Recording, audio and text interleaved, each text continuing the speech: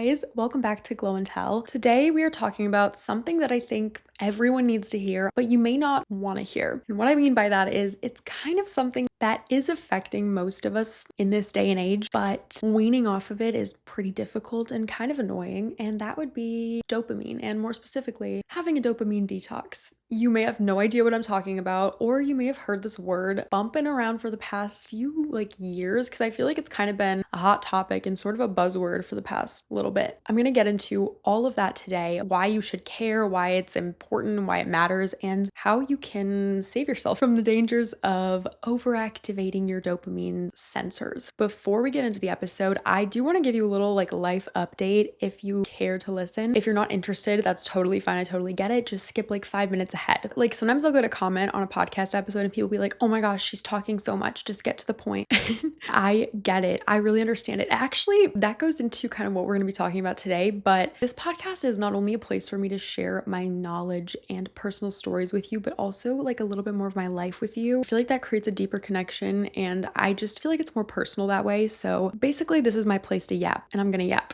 So I actually just took a trip, which is so random. I feel like I've been traveling so much, and this one was kind of random, but it was a little group of us, my boyfriend included, and a few other people. We went to Canada. So crazy. Comment if you live in Canada, because I was posting a lot on my Instagram story, and so many people were like, oh my gosh, you're in my country, or you're right by me right now.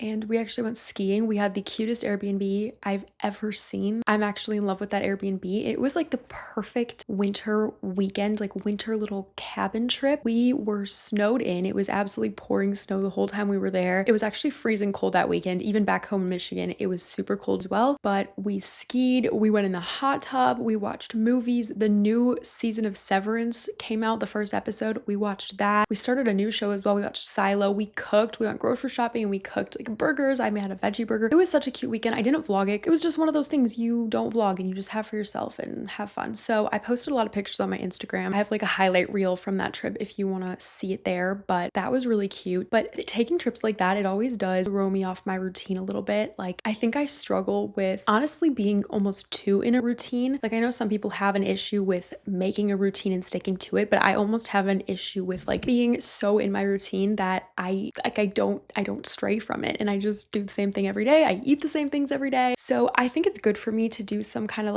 spontaneous things every once in a while like that. Switch it up. That's really important for life in general. Another thing that happened that I just want to catch you up on is my G7X broke, my vlogging camera, but my vlogging camera was my main camera this whole past year. That was the only camera I've ever used. So when I first started out YouTube, halfway through 2023, I filmed only on my Canon G7X Mark II, and then used that for that rest of that year. In February of that year, it broke because it fell, and those cameras are so fragile that they just break if they fall. They literally just break. So it broke. I was devastated. I bought a new camera and they were not in stock anywhere. I had to scrounge to find it. I found one, I ordered it. That's the camera I've used this whole past year. That's the G7X Mark III. If you've noticed from watching any of my videos, the autofocus on that camera is terrible. And I've even gotten comments saying it's really hard to watch the video when it keeps going in and out of focus. Oh, how mortifying, how embarrassing, honestly. So I knew that was an issue with that camera, but I didn't want to buy a new camera, didn't feel like buying a new camera, didn't know which camera to buy, liked a lot of other things about the camera, whatever. The other day, it was on the top of my tripod. My tripod was all the way extended, the camera was at the top. I was filming in the bathroom, skincare and stuff, and I left the bathroom, and my mom went into the bathroom and opened the door and didn't know the tripod was there, and she kind of hit the tripod. I don't blame her for this. Anyone could have done it, but the whole tripod fell, and that was actually what happened the first time and how it broke the first time. And the camera just broke. It won't turn on. So RIP. But along with that, I decided this was the perfect time to upgrade my camera anyways. I've been wanting to do that. So I got a new camera. The quality is insane. I have a mic as well on my actual camera. So if you watch my YouTube videos, you will see, you will hear the sound is crisp. Even my mom was telling me that when she goes back to my YouTube videos, she feels like she's being spoiled with the quality of the mic on my podcast compared to the YouTube videos. So now I have a beautiful Rode mic and I have a new camera. It's the Canon EOS R50 if you're curious. I love her. She's perfect. I even bought 2 different lenses already. I'm so excited. But to get started with the video, I just wanted to give you a little update. So dopamine detoxes. Let me just start off by saying when I first started hearing this term, and honestly, I remember like probably like 4 or 5, I don't know, 6 years ago, I can't even remember, but this is the first time that I considered using my phone less. And it was actually so random. It was a video of Zendaya. And I don't even know where I saw it, on like Twitter or something. And she was kind of like in an interview, or she was like getting ready for something. I don't even know. And she said that one of her New Year's resolutions, or like her main New Year's resolutions, was to be on her phone less. And I remember being like, why would you want to be on your phone less? Like, I couldn't even fathom it. I was like, my phone's great. I love my phone. I don't care how much I'm on it. Like, I'm happy to be on my phone. It's fun. I'm talking to people. I'm playing games. Like, I don't know why she would want to be on her phone less. That was the first thought I had when I heard that. So that's crazy. That's wild. Anyways, years later, you keep hearing this word. It's thrown around. I would see YouTube videos about it. I'd be like, I wouldn't even click on them. I'm like, I don't care. I'm going to go on my phone as much as I want to go on my phone. I feel like I didn't realize how big of a problem it was until the past few years, like maybe the past 2 years, I really started to take note of it. And the reason that I think it's such an issue is because I feel like we are all addicted to our phones. And I don't even use the term addiction lightly. Like, we're actually addicted. It's like an addiction. I feel like our attention spans are absolutely shattered. Like, they are nowhere to be found. And I'm not blaming or like singling anyone out. I literally feel like as a collective society, with this rise of tech and phones being such a huge focal point of like our whole lives, it's really hard to resist. But the goal, like the point of this episode, is to try to get our attention spans back and go through a little dopamine detox so that we rid ourselves of that necessity to be on our phone, to go on social media, to obsessively check things. It's too much. I feel like some of the examples I immediately think of are, I've noticed that people I'm talking to, like people in public, family members even, like they can't even necessarily like carry a conversation with me without checking their phone or like looking at something else. And even I sometimes notice, like if someone's talking to me for a while, I'm like getting kind of bored. Can I pick up my phone? I don't do that, but I notice myself getting bored, and it shouldn't be like that. I think another huge one that I guess it's become so normalized, like people don't even bat an eye at, is people needing to be on their phones or watch something while they're eating, like during meals. I feel like this is a huge thing, and let me just tell you, I do it too. I literally do it too. Or I read a book, but either way, I think it's not great. Like my brother will come downstairs in the morning, and I try to read when I'm eating my breakfast. So I'm reading a book. He'll come downstairs and get his breakfast, and he's like listening to a loud YouTube video, and it's like 8 a.m. And I'm like, oh my gosh, turn that off. It's like too much. It's too much. I'm like, it's too early for this. Why are you listening to that? But I'm not even like bashing on him. I do this too. It's just jarring almost. It's like, holy crap, like we need to take a step back. This is too much. It's infiltrating our lives. I definitely started to notice in myself, like I obsessively scroll on TikTok, like doom scrolling. It's a word for a reason. I totally do it. TikTok is endless. It just keeps going. I mean, it doesn't matter if you use TikTok, Instagram Reels, Facebook. What are they called on Facebook? I don't even use it, but like the Facebook videos or YouTube Shorts. I mean, it's all the same. It's like there's an endless thing. I remember somebody saying that Instagram didn't used to be endless. It would be like you would go on Instagram, you'd see the new posts that your friends made, and then you get to the end and it'd be like, that's the end. That's all there is to see. Like you've seen everything else. Like that was it. It wouldn't be like, oh, just scroll forever and you will keep seeing new things over and over. Like it's trying to suck us in. I feel like we need to acknowledge that these phone companies, these tech companies, these Instagram, social media companies, and they're doing everything they can to keep our attention. And even if it's not social media for you, because like when I think of like my brother, he doesn't care about social media. He doesn't use it. He doesn't go on it. I don't even think he has any. But there are other things that suck his attention just the same way, like YouTube videos, games, video games. Like it could be something else for you. It doesn't have to be social media. So if I say that and it doesn't resonate with you immediately, like it might not be that for you, but there might be something. There might be something that's sucking too much of your time that you might want to take a little bit of your time back, take a bit of your attention back. So that's kind of the goal. That's the goal of today. To start out, let's talk about what dopamine is. So dopamine is a neurotransmitter. A neurotransmitter, it's like a chemical messenger in your brain that affects how your body functions, your mood, your memory. It's often called the feel-good chemical because it's the neurotransmitter that's associated with pleasure and reward. It ultimately connects these feelings of pleasure and reward to motivate you to take an action. So let's talk about how it specifically works. To start, dopamine is released by nerve cells in the brain when something that you experience is beneficial or enjoyable. Like let's say something that brings you joy is scrolling on Pinterest. So as you scroll on Pinterest, you open up the app, app, your brain is like, we like this. Let's emit some dopamine. Like, this feels good. When the dopamine is emitted from your brain, it creates a feeling of pleasure in your body, which motivates you to repeat the behavior. So like you open up Pinterest, you scroll on it, you're like, this feels good. This is fun. Dopamine is released. It feels pleasurable in your body. It's something you like, something you enjoy. Now, after feeling that pleasurable feeling, you want to do it again and again and again because it feels good. Dopamine isn't inherently bad. Like, let's not villainize it. Dopamine is a good thing. It can motivate us to do good things or just allow us to experience pleasure in life, which is great. But the part when it gets bad or when it becomes problematic is honestly how modern life overstimulates our dopamine receptors by providing quick, instant gratification and easy sources of pleasure and reward that exhaust your dopamine receptors. It's basically like if you do something that's so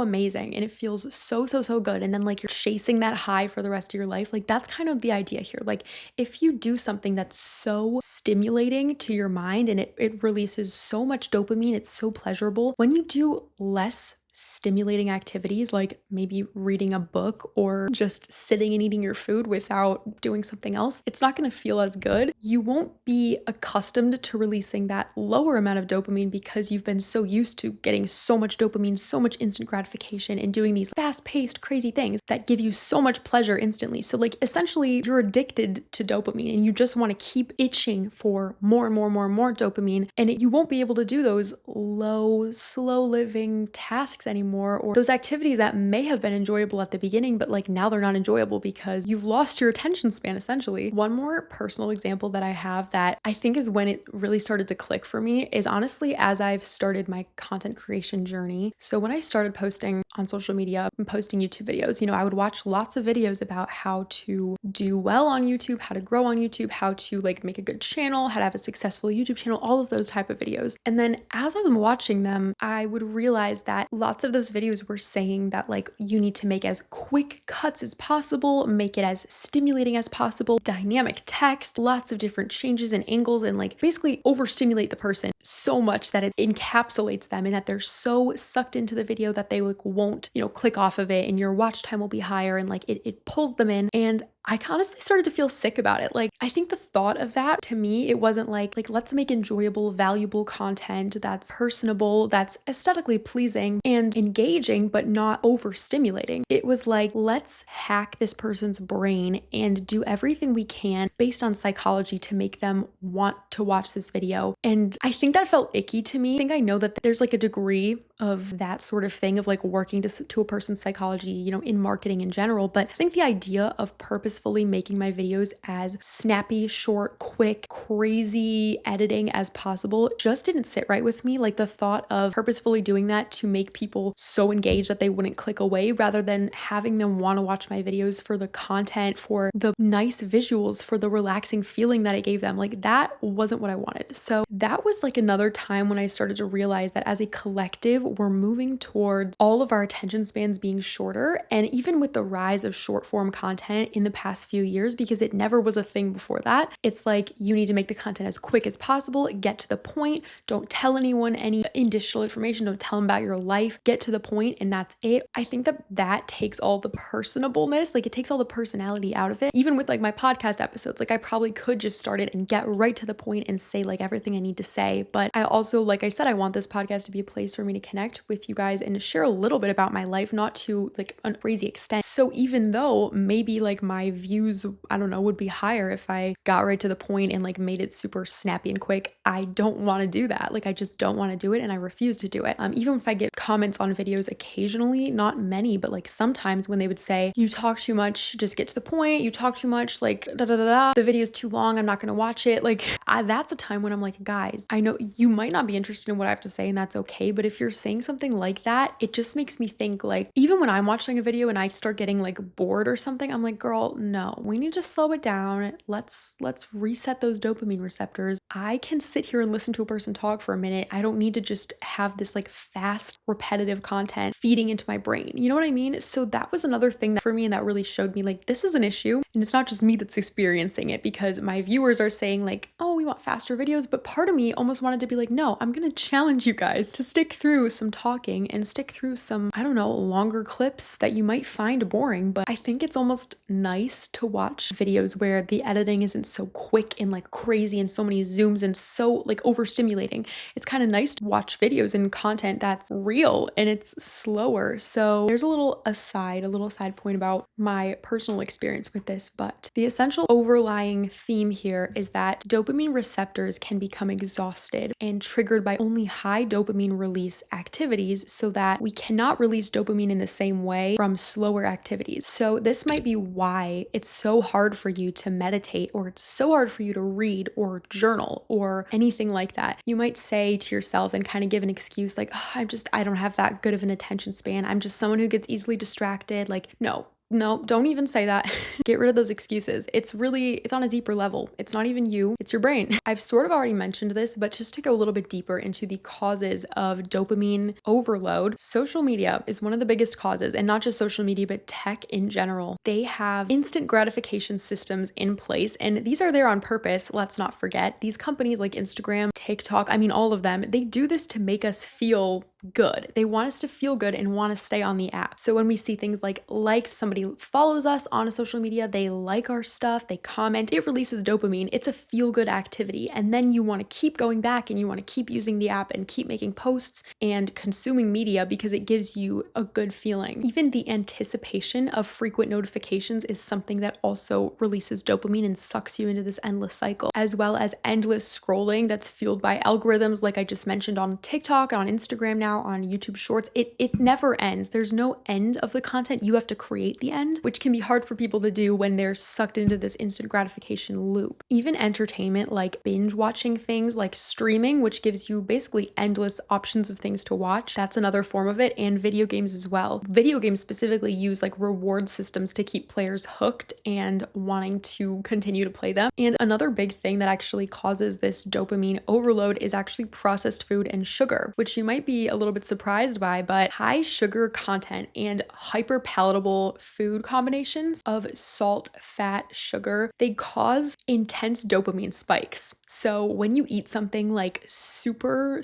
unhealthy basically, but like it might be really yummy, you actually release a lot of dopamine as you're eating that. And that can actually like be a thing that causes food cravings in a way. Even like frequent snacking, because when you eat, it can release dopamine. It can be like a pleasurable activity. So you might want to just keep snacking and then keep that cycle of dopamine releasing. And another thing is consumerism, the need and the feeling of wanting to have what everyone else has, to buy things, even when you go on social media and they're like, oh my gosh, you need this, you need that, go get this product's the best. Even I fall victim to this, but retail therapy can be something that causes this, even online shopping. And another one is stimulants, like overusing stimulants. I feel like this one's more obvious, but things like alcohol, caffeine, nicotine, they provide short-term dopamine, but they deplete your natural production of dopamine over time. So you get that like intense high from the thing, but your natural dopamine won't be the same after it. So you'll feel really good and then like really not good for a long time. And you'll want to just keep going back to the thing that made you feel really good. Even things like multitasking, which I'm going to be making an entire episode about multitasking because it's not good, but they keep the brain constantly stimulated. It's like overstimulation becomes your new normal. And so when you're just stimulated a regular amount, it no longer feels stimulating enough to you. Even like FOMO and social comparison is something that actually causes this as well, because pressure to stay updated and relevant and up on all the trends and doing everything that everyone else is doing actually prevents your mind from resting and just exacerbates this overstimulation constantly. So some signs that you may need a dopamine detox, if you can't already tell, are feeling unmotivated or almost numb when there isn't instant gratification. If you struggle with discipline and prolonging gratification for yourself, meaning working hard on something even when you don't see the result right away, and you don't feel motivated unless you have some sort of instant reward, that's kind of what that means. If you struggle with focus or with procrastinating a lot, that's an obvious one. If you have addictive behaviors like binge watching, doom scrolling, overeating, and if you experience a lack of joy from simple things, like if you don't really find pleasure in the simple things of life, like just looking around, going outside and not doing anything else, just eating your food without watching anything or consuming any sort of content. So on to the dopamine detox. What is a dopamine detox? How do you do it? Well, a dopamine detox isn't stopping yourself from producing dopamine entirely, and it's not about like living without pleasure. It's basically like resetting your dopamine system and reducing overstimulation in life so that you can enjoy simple activities like reading, journaling, writing, drawing, walking, meditating, yoga, and just meaningful social interactions. You can't and you shouldn't eliminate dopamine entirely. That's not what the goal is here. And it also doesn't mean that if something genuinely brings you joy, like if you really like playing video games, or like I like social media. I mean, I make social media. It's kind of clear that it's something I enjoy. Like I like watching social media too. It doesn't mean that I'm never going to do that, and it doesn't mean you should never do that either. It just means we're going to limit it and have it in moderation rather than having it be this over-consuming thing that causes us to spend hours and hours on social media. It's about intentionally stopping habits that provide excessive, constant overstimulation. The whole purpose of this is recalibrating our brain's reward system by reducing exposure to those high stimulating activities and giving our brain a chance to rediscover the pleasure in these small, simple, natural things of life, ultimately finding balance and enjoying a more meaningful life. Now I'm going to outline the whole plan, how exactly you can do this. I'm also going to share with you my dopamine detox plan and like what I'm struggling with and what I'm going to do for it. But to start, the first step of figuring out this dopamine detox plan for yourself, which by the way, this would be a great journal prompt if you want to pop open your journal when you get a chance and say like, my dopamine detox. Step one is choosing the scope. So like, do you want this to be,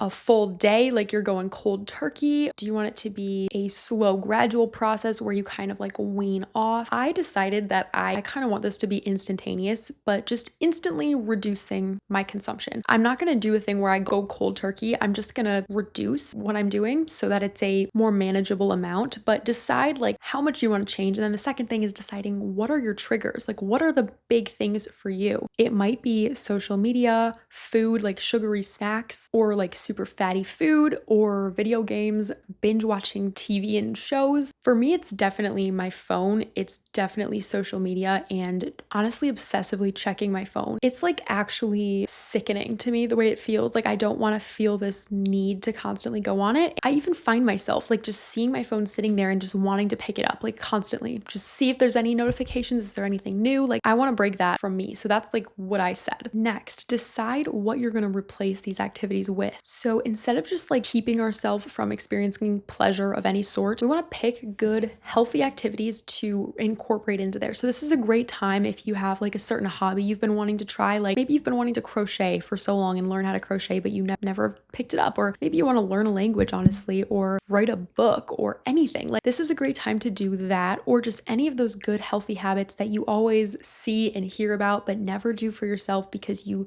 can't focus on it enough, or you just can't get yourself to do it. This is a great time. So some of my favorite like low dopamine activities are journaling, meditating is a great one, yoga, just doing a workout and nothing else, like just working out and not watching anything or listening to anything, and taking a walk. This could also just be like having a deep conversation with someone and not looking at your phone or anything else while you're doing it, just talking to someone. And 4, you're going to set boundaries with this dopamine detox. So basically make the dopamine detox easier for yourself and put some systems and infrastructure in place that's going to support you throughout this process. So for me, that's putting time limits on my social media apps to make sure I don't go on them any longer, and having a hard limit with myself to say when this timer pops up that's saying you've been on it long enough, you're done, you're putting it down. This could also be turning off notifications completely so that you don't feel that urge to, look at your phone and like see what's new. Actually creating tech-free time in your day, like maybe at meals for the first part of the day, for the end of the day, whenever you get into bed, where basically no electronic devices are allowed. You could even have rooms where they're not allowed. Like if you go into your office or you go to work, not allowed to bring your phone. So I actually wrote up a whole ongoing dopamine detox plan for me. I'm going to share it with you to give you just some ideas in case you struggle with similar problems to me, or you want some ideas of what you can incorporate into your own dopamine detox. So my first boundary is that I don't want to go on my phone for the first hour of the day, and I don't want to go on my phone for the last hour of the day. These are things that make me feel terrible. I hate the feeling. The only thing I want to do on my phone is like wake up, text my boyfriend good morning, and then put it down. Like I don't want to do anything else. So I don't want to get up and start scrolling on social media. And this is something I've been good about for a pretty long time, but I feel like recently I've been saying like, it's fine. Let's just look at it real quick. Like I don't ever want to do that. I want that to be a hard limit for myself in the morning and at night. night. So the goal is no phone 1 hour after waking, no social media checking or checking notifications, and just instead, eating breakfast, journaling, meditating, doing some yoga, all my normal things. And then for nighttime, no phone 1 hour before bed. So that means like 9 o'clock, if 10 o'clock is when I'm gonna get in bed. The exception to this is my boyfriend and I FaceTime at like 10 o'clock every night, but I want that to be just us FaceTiming. It's not like me FaceTiming and like we're scrolling on our phones. Like I just literally want it to be FaceTiming and we're talking and that's it. And instead of using my phone the last hour of the day, I will read, meditate, relax, wind down. Second hard limit for myself is setting time limits for social media use. So I set like an hour time limit on TikTok like months ago, maybe like a year ago, but I almost want to make it like 30 minutes. And I didn't used to use Instagram much at all like last year, but this year I started using it way more to where it's now in my regular lineup of like social medias that I use. So I honestly want to add one onto Instagram as well, like 30 minutes of Instagram and 30 minutes of TikTok a day, and that's it, because that's all I want to use. And I think for me, it's particularly difficult, I think, like if you're a content creator in general, because for me, I feel like I give myself like a pressure behind checking social media compulsively because I'm like, this is for my job, this is for work. I'm either doing market research by like looking for ideas, looking for trending sounds, seeing what's out there, or like, I feel a need to constantly be on my phone answering comments, answering emails, answering DMs, engaging with my audience. And I'm like, oh, going on my phone is work, so I can go on it for the whole day. But it makes me feel absolutely terrible. I don't want to do it. It feels like sickening to just sit on it for that long. So I'm creating a very specific 30 minutes a day, and that's it on each one. And those 30 minutes are all I get to do whatever I need to do to post on those apps and to consume on those apps. And the other thing I put in here is post and immediately close the app. So not post and then scroll on social media, obsessively checking the likes and comments right after, but just post and leave.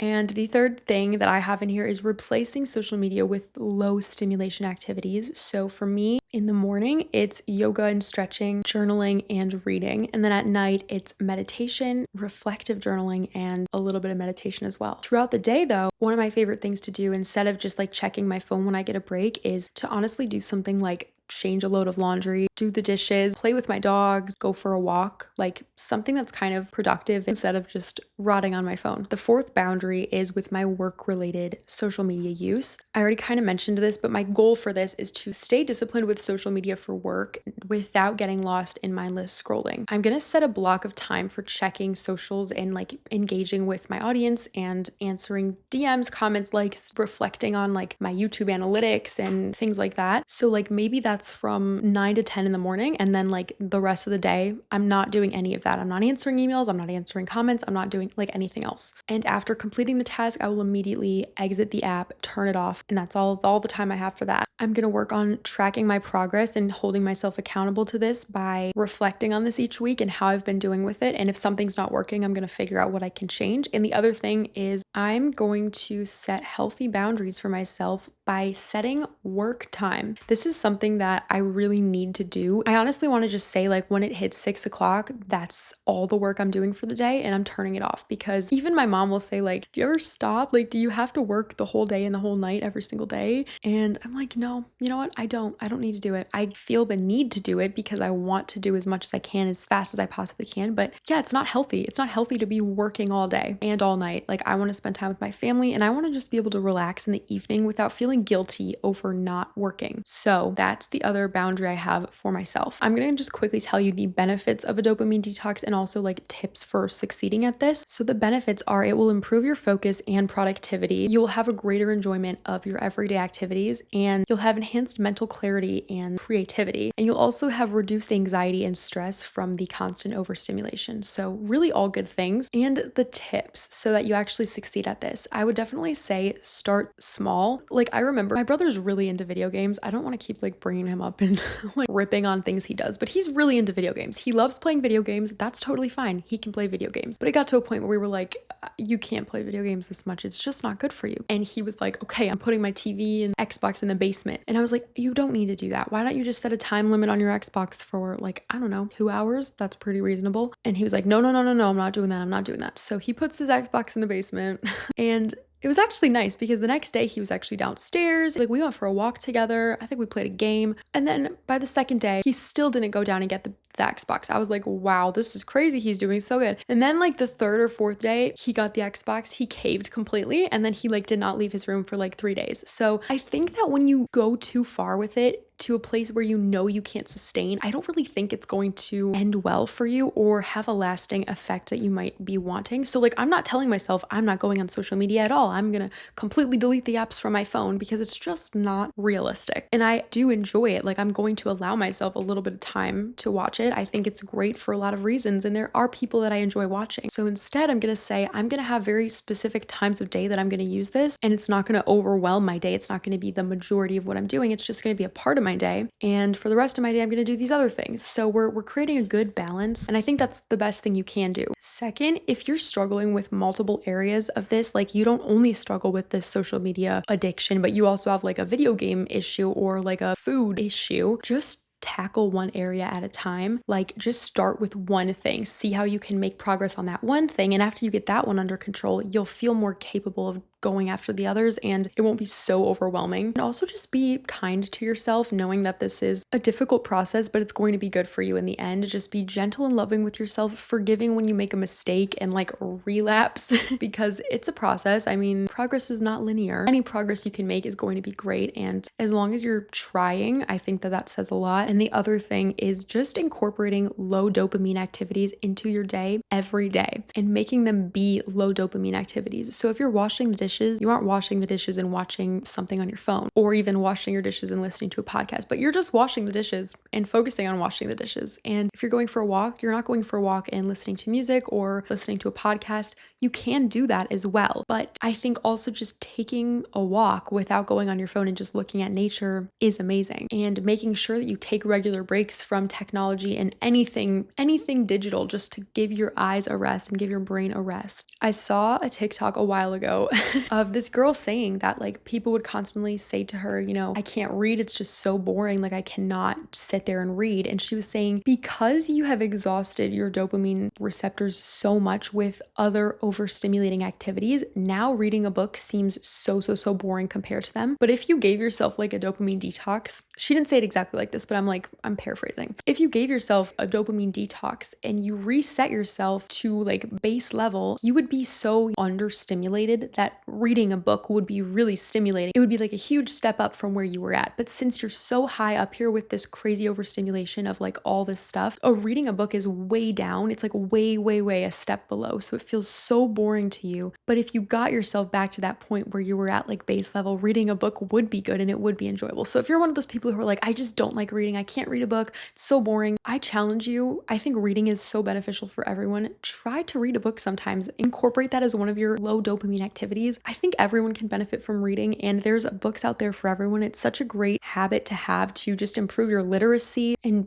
get engaged into a cool story. And honestly, after a while, you will start to notice that reading is really stimulating. Like it's a great fun activity if you find the right book. So that is kind of all I have to say about this topic, but I challenge you to start your own dopamine detox journey in whichever way you see fit for you. And if you feel comfortable sharing, I would love if you comment on the podcast episode or on the YouTube video what your main focus is for your dopamine detox. Like, what is the thing you need a dopamine detox from? Is it social media? Is it something else? Let me know, and let me know what's one thing that you plan to do to help yourself in this dopamine detox, because I feel like that information could be helpful to everyone, and I would love to know so we can all kind of support each other on this journey. Thank you so much for listening to today's episode. I really hope you enjoyed. I hope you found it helpful. If you want to show a little bit of support for this podcast, I would love if you would give me a rating on Spotify or on Apple Podcasts, or subscribe and comment on the YouTube channel. It would help me out a lot, and I would really appreciate it. Also, feel free to leave any requests for future episodes that you'd like to see. I always love hearing what you guys want to see me talk about. I hope you have an amazing day, and I will talk to you soon. Bye, guys.